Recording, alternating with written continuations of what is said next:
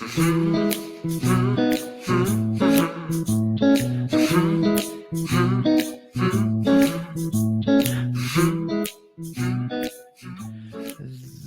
is the intro music for this segment, everybody. Hello, I'm a cool guy with glasses. It's me, D. This is going to be a little bit shorter episode. I've done them in the past. It's the quadruple D, deep dives into diagnosis with D. That's me. You know me. It's your boy Dwight here to talk a little bit about diagnostic information. These are going to be something I'm putting together each week. Most of it, well, 3 out of 4 generally are going to go on the Patreon, and one will go on the regular feed, so you can hear both. Might sneak one out there for y'all once in a while as well, because I love y'all, and especially those patrons there will get a little extra. Did you know that June is PTSD month as well as Pride month? So those are going to be 2 areas of focus this month in the episodes that we're putting out. A little bit later on, I think this week, if we get the editing done, Lexi Taylor, who is an advocate for transgendered individuals and a coach for transition. We have an episode that we recorded that is going to be up for that. Had a wonderful time talking to her. You can also check out her interview recently on the Rise Today inspirational podcast, where she appeared talking about her experiences as well. So that's coming up in the vein of Pride Month, and then some other things there too, as well as talking about PTSD. And today is a DDDD on PTSD with MDMA. So a lot of letters, if you make things acronyms and put them into letters, it's not really an acronym to make word, but if you put things into letters, you can, charge more for the treatment, I think. But today we're actually talking about research into treatment.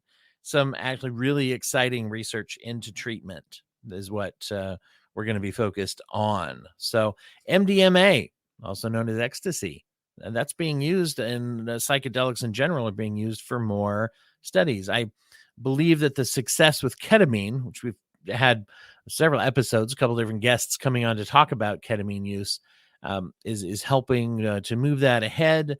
And we're seeing some interesting things being done with research, I think probably due to that in many ways. Tweet at me if I'm wrong about the history of that, but I believe that's where I'm seeing it evolve as well. So MDMA is actually a substance that was regarded as no effective medical use. And now they're reevaluating that for many things. In fact, there's some interesting information I'm gathering that we'll probably go into in the future about how that's being studied in regards to treatment for social anxiety and autism as well. So interestingly enough, the thing I'm talking about today takes up a lot of the time and energy and funding for the research as well, that is just there. So there's a little bit of competition to try to help people with these things. So MDMA studies with PTSD, very exciting to see them entering into phase 3 research. What does that mean? Well, we'll tell you. Phases are how they break the research out. You've got 4 phases, and I looked this up today to try to make sure I'm telling you what's true, something that I always try to do as well. There's 4 phases mainly, and there's 3 before you see this kind of treatment hit the general market. So first of all, they start out by trying to make sure everything's safe and what the proper dosage would be. That would be phase 1, and those would be a lot of that research. A lot of research is done even before we get to the phases. We're talking phases of human trials, basically. So a lot of work has already been done, but to measure that, they usually have the number that I came up with when I was researching this today was about 15 to 50 patients. And it seems there's a little leeway on this because some of the studies are still in the lower numbers of patients, but there are several studies that are being replicated now. So phase 1, make sure it's safe. It's kind of important. Phase 2, we want to see if the presenting problem responds to the new treatment. Then you move into phase 3, where you're comparing the new treatment to what the established treatments are and see if it's better and if it gets better results. Interestingly enough, from phase 2 to phase 3, you're moving into having more people. Less than 100 usually is still in phase 2. Getting hundreds and hundreds of people is phase 3. And that's it seems they're moving into phase 3 now. They've done a few phase 3 studies, and they're doing more of those as well. So really, that's fascinating and quite exciting time to be aware of that. And I think it's when you hear that in the media and they say phase 3, well, sometimes one of the issues is that they lead articles and such lead with saying like this works, which spoiler alert, there's some indication that this works. But that's not really how research works. What happens is it seems to work in the phase 2 to 3 trials that are happening now. And won't that be exciting if we get to where we can use it in that way? I want to discuss one study in particular, excuse me, that we're looking at from an organization called MAPS, which is the Multidisciplinary Association for Psychedelic Studies. I didn't have that memorized, so that's the level of professionalism I'm bringing to you today. So one of the studies that they're doing, and they try to make these studies representative, get a lot of different people, basically, that they pull in, and basically to make these things representative, and also then to make them what they call double blind. They also try to reduce researcher bias and just all of these things that they try to guard. So what they're doing is they're bringing people in and they're doing placebo treatments as well as the actual treatment of the MDMA. For the studies that I'm reading about, they actually took people and they randomized them into different groups, and they had them receive 3 sessions of MDMA treatment. Okay. And one of the really interesting things is we look at the results here is that they say indications are so far that the number is 88% of people can expect to see some treatment response. Now, what does that mean, right? So PTSD, as you know, is an anxiety disorder, and it trips up a lot of the things that have to do with our perceptions to danger, our trigger points, and our either memories or flashbacks to traumatic experiences. Obviously, that's what the T stands for in post-traumatic stress disorder. And so when they're looking at that and they say that they are experiencing some effect, a couple things that they're measuring. They're measuring self-capacity. They're measuring ability to function in day-to-day life. If the person is able to have what they call affect regulation, which is basically emotional moderation skills and abilities, even more than skills. You can be taught skills, but if you're overwhelmed with anxiety attacks, you're just not, it's not going to work as well. And so looking at increase of that, they're measuring.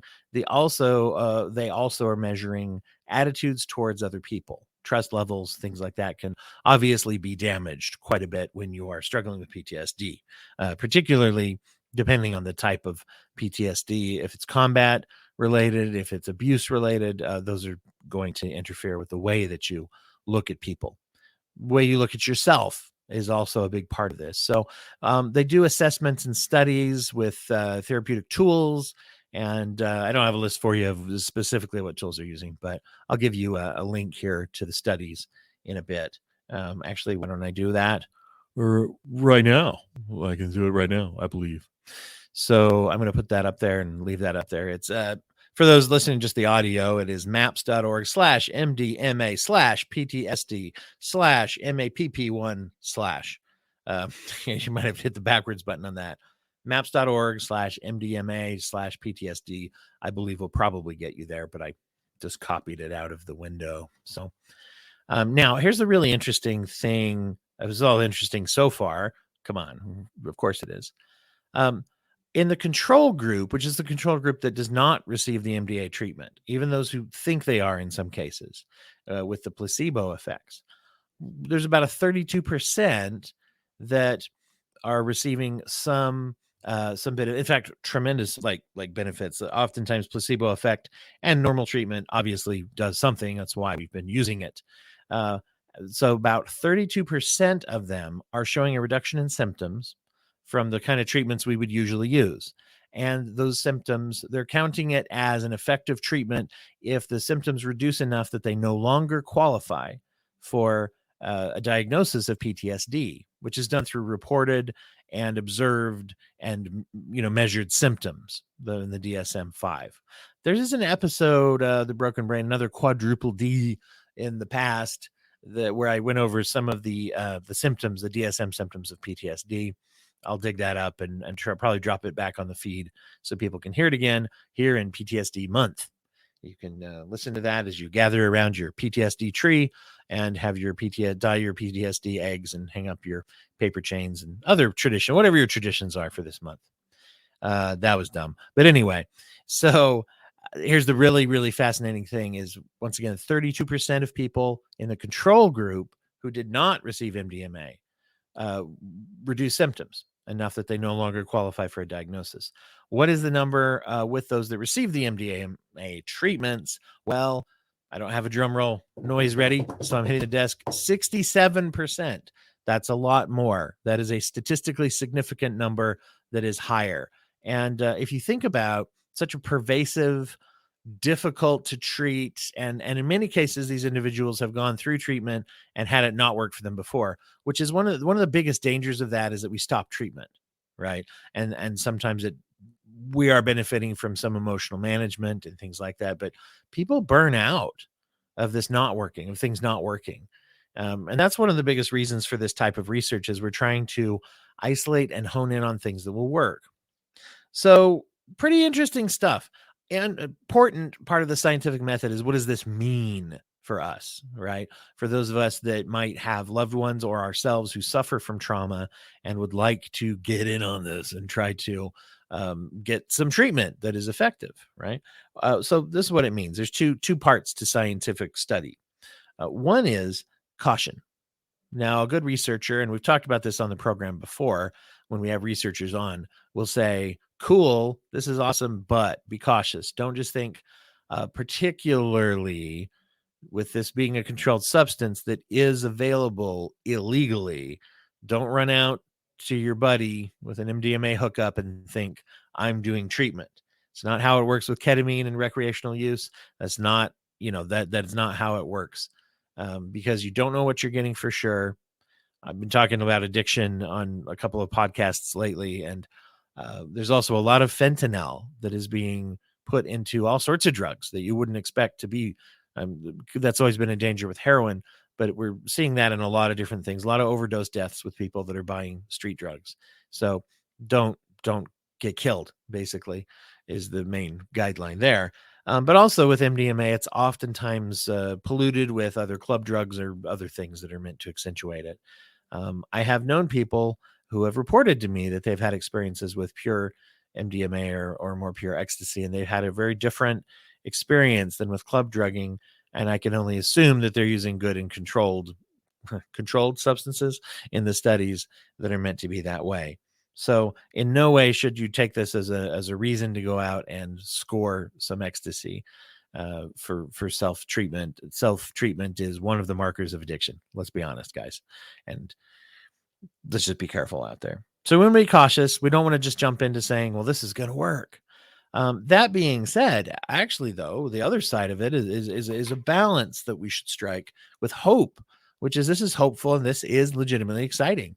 And this is something that you can expect to see being studied and used and move forward on. This is, like I said, this is taking up a lot of the research bucks and research time for MDMA and psychedelic treatments.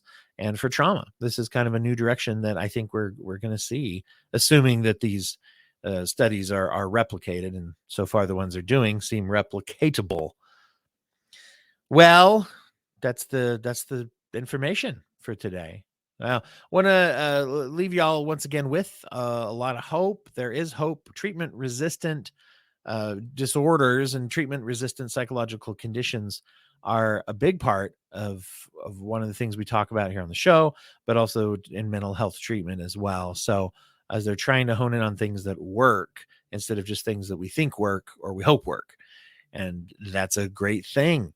So thank you, everybody, for being here and for listening to me go on. Those of you that are subscribed to the Facebook group or the YouTube channel for Broken Brain Podcast, you can find that at facebook.com/Broken Brain Podcast, or you can look up Broken Brain Podcast. You have to put the whole Broken Brain Podcast in YouTube to find that. You can also go on Twitter at Break a Brain. Actually, new Instagram is just added, just kind of learning how to fool around with that. and that is at Brainiacs Ahoy. So all the Broken Brain things were taken. I didn't want to do Broken Brain 6,350 million. I think was the first one available. So you can go to Brainiacs Ahoy on Instagram. A couple of videos up there now. We're going to try to fit, if they'll let me fit one this big or a clip or something from this too. Thank you. Love y'all. We'll talk to you again. Look for the new episode, new episode, I should say, not live. This is live, coming out either later this week or the end of the week. And we'll talk to y'all very, very soon. Have a happy Pride Month and happy PTSD month as we move forward. Bye-bye.